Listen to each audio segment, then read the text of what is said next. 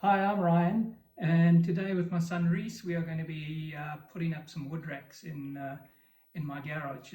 So I've assembled a couple of things here. If we have a look down on the table here, we have got the wood rack out of its packaging, the Tork one. This is the 3-level one, holds 45 kilos per level, and with that I've got the Kreg measure and mark, so this will be my level. If I've got to do some other marking and whatever, I've got this little guide that is helped me to get it accurately on the wall. The other thing, if you look over here, that I've chosen is some Rawlplug, the FF1 plugs. It's a nice long plug to go into the wall, going to give me a lot of holding power. Has a Torx head on it, and with that, with the Torx head I've got out is a little Schroder screwdriver bit to go in there, and then a matching a bit holder from Tork, one of the Ultra Impact bit holders, a new line from Tork. Then to get the marking right as well, we have a Pica marker here. This one's Festool branded. Pica Dry has a pencil that can be sharpened all in one here like that very easily. So if I need a sharper point, it's easy really to sharpen that pencil and get a new point. So what else have I got on my table today? With those Rawlplug FF1 plugs, I also going to need to drill a really good hole. So I've chosen the Alpen, the Profi Baton, with a hex shank on the back as well. This hex shank fits nicely into any chuck, and even things like impact drivers and screwdrivers that only accept hex. So the other things I've got here on my table, on this Kreg work table, is some pre-production models of Tork drills, cordless Tork drills, that I'll also be testing in this setup today.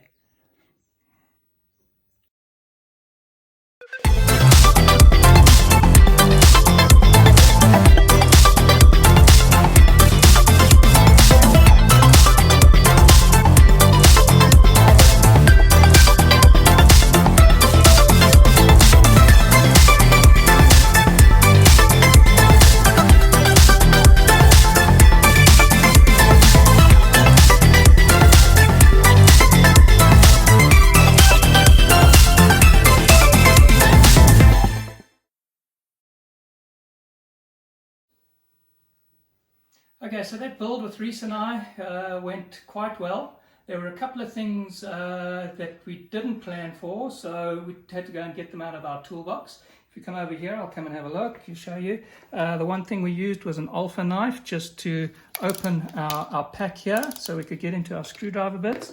The other thing, quite important really, is the detector. This is what we really should have had.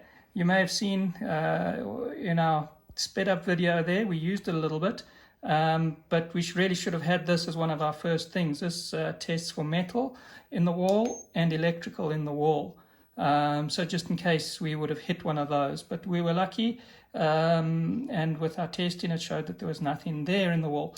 The other thing that we used was this new Quickdraw tape measure. This thing was really great because we didn't need an extra hand to do the marking on the wall. There's this little rotating marker here that rubs off against a little graphite marker. So if I'll show you on this piece of wood here how it works. So we'll set that to say 10 centimeters. There we go. And then if we want to take this wood, for instance, and we want to cut exactly 10 centimeters, all we have to do is just move it there, and then now it's marked our line very nicely. So the other thing we used was that we didn't have was a Phillips screwdriver bit for these little machine screws that went into the steel work to hold the levels on the shelf up. Otherwise, I think it went pretty well. We've got our wood stacked already, so we're going to be going on to another project just a bit later.